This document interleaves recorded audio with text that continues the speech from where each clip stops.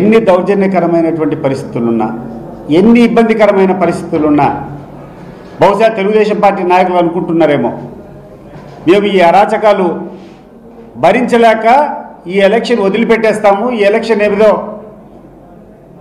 మేము వదిలిపెడతామని చెప్పి అనుకుంటాను. వదిలిపెట్టే సమస్య లేదు. ఆఖరికి మా గ్రామాల్లో ఉన్నటువంటి మా మహిళలు సైతం దీన్ని ఎదుర్కొంటారు. మీరు చేసే అరాచకాలన్నిటి ఎదుర్కొని కూడా ఆ రోజు పోలింగ్లోకి మా మహిళల ఆధ్వర్యంలో కూడా నడిపించేదానికి మేము సిద్ధంగా ఉన్నాం. ఇంత భయంకరమైనటువంటి పరిస్థితులు తీసుకొని వచ్చేదానికి చంద్రబాబు నాయుడు గారికి చెప్తున్నా నేను, సార్ మీకు అంత ఇంతో ఒక మంచి గుర్తింపు ఉంది, మీరు వ్యవస్థను కొంచెం బాగా నడుపుతారని చెప్పి గతంలో. కానీ ఈరోజు ఏందండి, ఇక్కడ జరుగుతున్నటువంటి పరిస్థితులు ఏంది, ఇక్కడ జరుగుతున్నటువంటి అన్యాయాలు ఏంది, ఇక్కడ జరిగేటువంటి అక్రమాలు ఏంది, ఇక్కడ ఎవరు మాట్లాడుకున్నా మాకు పైనుంచి మా హైకమాండ్ నుంచి మాకు ఆర్డర్లు వచ్చినాయి, ఎటువంటి పరిస్థితుల్లో ఈ జెడ్పీటీసీ గెలుచుకోవాలా, ఏమి చేస్తారో మాకు తెలియదు, కానీ ఈ జెడ్పీటీసీ గెలుచుకొని మా నాన్నకు గిఫ్ట్ ఇవ్వాలా అనేటువంటి వాతావరణం ఇక్కడ ఎక్కడ చూసినా తెలుగుదేశం పార్టీ నాయకులు కొంతమంది మాట్లాడుతున్నారు.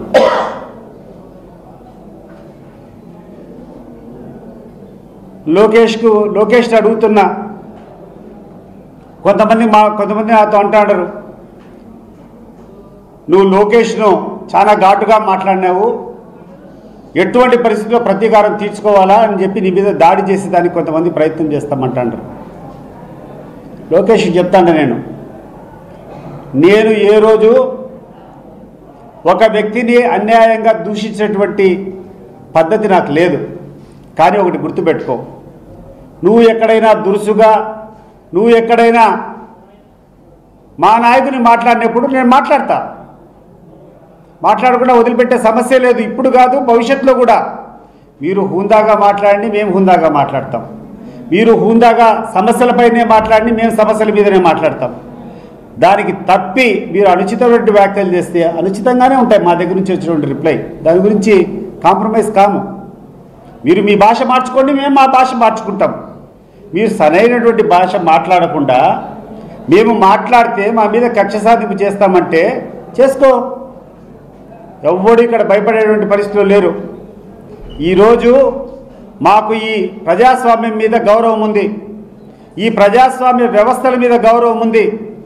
కానీ ఈ వ్యవస్థలో ఉన్నటువంటి కొంతమంది ఇక్కడటువంటి అధికారులు చేసినటువంటి తీరు చాలా తీవ్ర దిగ్భ్రాంతి కలిగిస్తూ ఉంది. ఎన్నికల కమిషన్కు అనేక సార్లు మేము చెప్పాం, ఇక్కడ జరుగుతున్నటువంటి పరిస్థితులు వాళ్ళ దృష్టికి తీసుకొని వచ్చాం. ఎన్నికల కమిషన్ కూడా మీరు సమర్థవంతంగా ఎన్నికలు నిర్వహించినట్లయితే ఈ కార్యక్రమాన్ని పెట్టండి, కానీ మీకు ఆ శక్తి సామర్థ్యాలు లేనప్పుడు ఎందుకు ఈ ఎలక్షన్ పిలుస్తారు? మీరు ఎలక్షన్ పిలిచినప్పుడు ఇక్కడ ఇష్టానుసారంగా పోలింగ్ స్టేషన్లు సైతం ఎక్కడైనా ఏ ఊర్లో అయినా పోలింగ్ స్టేషన్కు దగ్గరగా ఉన్నటువంటి, అత్యంత దగ్గరగా ఉన్నటువంటి ప్రభుత్వ భవనంలో పోలింగ్ స్టేషన్ పెట్టాలి.